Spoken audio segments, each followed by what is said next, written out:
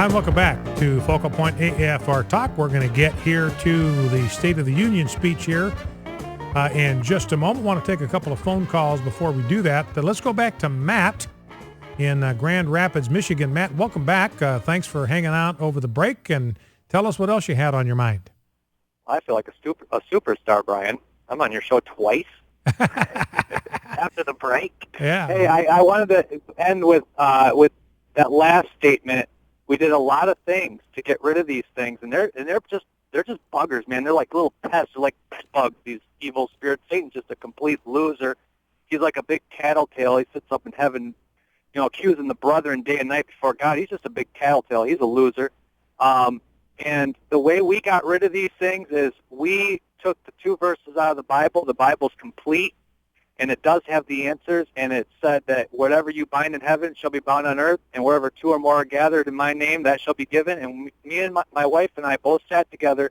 We made a list of we do not want these things in our home, and we just handed it all over to God, and we asked for his protection in our house, and it hasn't happened since. And we dealt with these things for 4 years. Wow. So, and I'm no nut job. I mean, these things are just complete Klingons. They're bed bugs. They're brutal. So that was my last statement on that. So anybody dealing with that, I mean, people think you're nuts, but it's real, and they're losers. They just don't want to leave. Yeah, and Satan's only weapon he has is a lie, to lie to us and get us to believe a lie. That's how he gains some kind of access or control over our mind, over our soul, over our heart. And his presence, his oppression isn't manifest even usually or most of the time with bulging eyes and deep voices and levitation and all that. Those are more dramatic, but his primary influence is just to kind of confuse our thinking, to deceive us, to get us to make choices, to give him a little bit more control over our lives. He's perfectly happy, perfectly content to have control over mind and spirit and soul and body, and we can look perfectly normal. We can act perfectly normal. We can feel perfectly normal. We may not even know the kind of control that Satan has over our minds and over our thinking, and he's perfectly content with that. But he will use fear where he can. He'll use fear to intimidate and to frighten, and that's how one of the ways in which he maintains his control.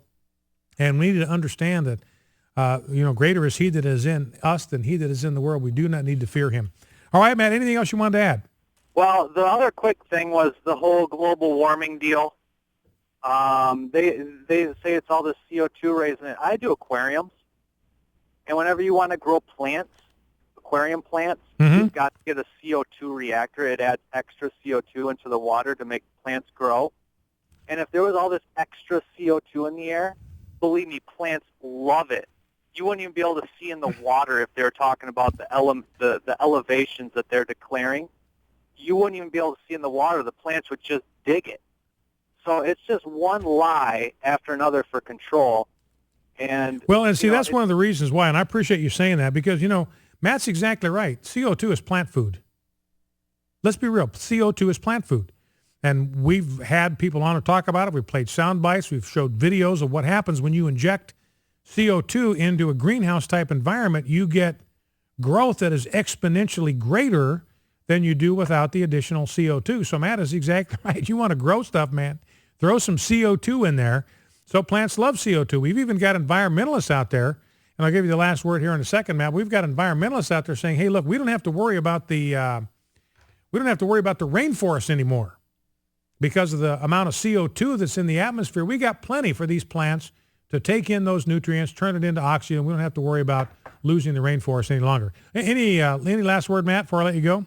Well, I got one more thing about creation. Yes, sir. They've got these Neanderthals that they claim are so old, yet they find out they're somehow related to human. They're our uncle and aunt sometime. So they're kind of like cousins of ours, not parents of ours. And then I found out a very interesting thing, that the forehead eyebrow on a skull, on a baby, you don't have a front eyebrow bone really. And as you get older, that part grows. And so some of these guys are taking these old Neanderthal bones and seeing that the Old Testament is actually right. People did live to be 800 years old because this is what their bones would look like. So, I mean, it's just, you cut through their lives and you see the evidence that they're actually looking at. The evidence they're just making into their own kind of thought process. But you take that same evidence and you weigh it against other evidence, it comes to a different picture. They just want, they want God out. They want to lie to us all the time. I choose, just like the devil, I choose to reject him, and he's a loser, and he will always be a loser, and I'll never be as scared of the devil because he's a complete failure. So all right, Matt. These people are the same way. All right. Well, thank you, Matt. I appreciate that. And, what Matt's talking about is if the only tool that Satan has is the lie, then the number one weapon against him is the truth. That's why we traffic in truth here at Focal Point. I promote the truth. I declare the truth. I defend the truth. I confirm the truth. I want you to be reassured in your belief that the scriptures represent the truth. I don't want you to doubt that. When we talk about the age of the earth, that's what the Bible itself indicates, that the earth is not very old. And so I want you to have good reasons, not just biblical reasons and theological reasons, although that's all we need, but I want you to have good, solid scientific reasons to believe that what we read in the scriptures is actually true. So that's what we're about here. This is all about truth. Remember, Jesus said, if you abide in my word, you will know the truth, and it is the truth that will set you free. Now, let's grab a couple of sound bites relating to the State of the Union address tonight. President Obama is going to go out there and use his executive powers. He's going to bypass Congress. And again, he has no legal authority to do this. This goes back to the Constitution. It goes back to the founders and the separation of powers, 3 equal branches of government. And it was very clear there was a division of labor among the 3 branches of government. Congress is to make laws. The president is to implement laws. And the Supreme Court is to apply laws. So very simple, very clear division of labor and lines of demarcation between their powers of action. So the Congress makes law, the president implements it and enforces it, and the Supreme Court applies it when you have a legal dispute. So to make law, implement it, and apply it. Those are what the 3 different branches of government do. And they do not have authority, according to the Constitution, to intrude on the other spheres of action. This is what's so inappropriate about President Obama's executive orders, is when he bypasses Congress by postponing the employer mandate and so forth, or by refusing to enforce immigration laws or refusing to enforce drug laws, when he unilaterally raises the minimum wage, when he does all these things, he is exercising legislative functions that don't belong to him according to the Constitution. That belongs exclusively to Congress. And when the Supreme Court steps in and rewrites laws, as John Roberts did with Obamacare, when they step in and overturn laws or constitutional amendments of the states that have been enacted by the will of the people, they are intruding into the legislative sphere, and they have no business being there. They have no right to be there. So anyway, Jay Carney is asked about this business of the president. This is clip number 2. Rob, Jay Carney asked about President Obama using executive powers, and the question is it fair to say that the president would be focused on legislation and not on executive action if he didn't have a divided government? In other words, the question is he only doing this because he can't get his way through Congress, so he's going to get his way by ignoring and flouting the Constitution? Here's what Jay Carney had to say. Would the president it's fair to say that the president would be focusing on legislation and not executive action if he didn't have divided government right now? No, I think that would be a mistake. I think the president would be focused on both, because any president who doesn't take advantage of the unique powers of the presidency to move the country forward would be depriving himself or herself of the capacity to move it more forward and to grow the economy further and to create more jobs. So the president will, I think there's a desire here to see this as an either-or proposition, and it's not that. But you can be sure that the president fully intends to use his executive authority, to use the unique powers of the office to make progress on economic opportunity, to make progress in the areas that he believes are so important to further economic growth and further job creation. So, and that is in addition to calling on Congress to work with him and work in a bipartisan way to advance these objectives as well. Now, this is just wrong on so many levels, but I want to stick with the constitutional levels here and just react to what Jay Carney said here.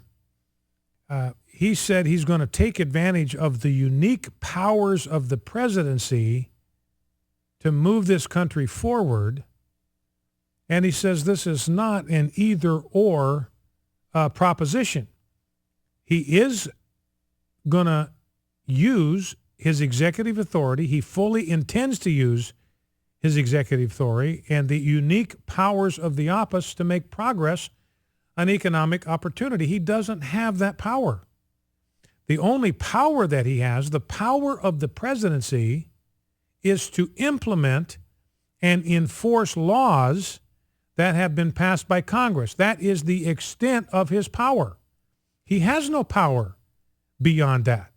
Congress legislates, Congress enacts laws, Congress passes laws, and they send them to the president, to the executive branch, to be enforced, to be implemented. So his power of action, ladies and gentlemen, his powers of action begin and end with the laws that Congress passes. He has no authority outside a law that has been passed by Congress. None. No authority. His authority is limited. His power of action is limited by whatever limits Congress has put around that law. His job is to go out there and to put it into practice, to implement it as it was given to him by Congress. He has no authority, no power under the Constitution to adjust it, to change it, to amend it, to modify it, to rewrite it. None. You know, North Dakota is in big trouble right now. Reading this morning, these regulations issued by the EPA, the Environmental Protection Agency. Again, they have no authority to do this. EPA is an agency. If the Congress sets these standards, then the EPA can implement them, but the Congress has not set these emission standards for coal plants, and it's going to put every coal plant in North Dakota out of business.